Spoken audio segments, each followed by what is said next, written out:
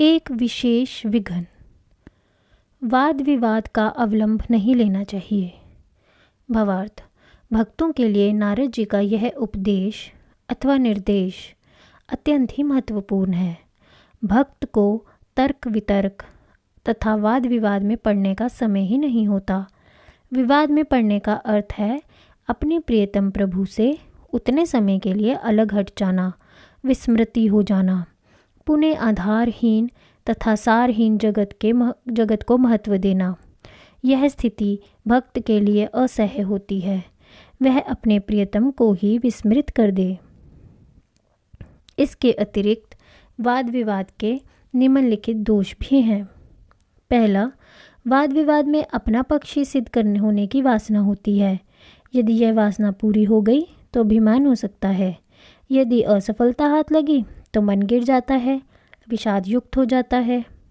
दूसरा, वाद विवाद के आवेश में कई बार भक्त ऐसी बातें कह जाता है जो सामान्यतः उसे नहीं कहनी चाहिए। तीसरा, वाद विवाद में मन का संकुचित भाव ही पुष्ट होता है, क्योंकि अपनी इस बात सिद्ध करने पर ही जोर रहता है तथा दूसरे पक्ष की ठीक बात भी अनदेखी हो जाती है। चौथा, वाद विवाद में समय तो नष्ट होता ही है। जो समय भजन में व्यतीत होना चाहिए था वह व्यर्थ चला जाता है। वाद विवाद का अर्थ यहाँ पर अनावश्यक वाद विवाद है। जिज्ञासु भाव से किसी से प्रश्न करना अथवा किसी जिज्ञासु की शंका समाधानार्थ कुछ समझाने का प्रयत्न अनावश्यक नहीं। वाद विवाद के अधिकांश विषय बौद्धिक मात्र होते हैं, जिन पर वादी का अधिकार भी नहीं होता। न वह इसके प्रति गंभीर ही होता है, किंतु भक्त को इस संबंध में सावधान रहने की आवश्यकता है, क्योंकि बाहुल्यता का अवकाश है तथा वह अनियत है। भावार्थ, अब नारद जी विवाद में ना पड़ने का अपने ढंग से एक कारण बताते हैं। वाद विवाद में दोनों पक्ष अपनी अपनी प्रतिष्ठा का प्रश्न बना लेते हैं। खोज खोज कर नई नई युक्तियाँ निकाली जाती हैं।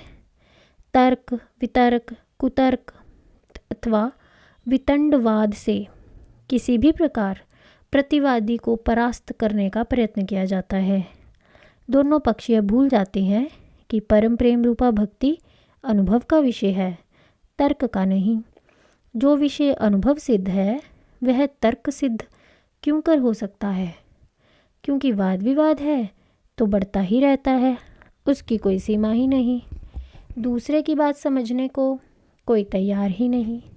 भक्त जो बात वाद विवाद में प्रतिवादी को समझाना चाहता है, यदि उसकी श्रद्धा एवं चित्त भूमिका वैसी नहीं हुई तो वह कैसे समझेगा?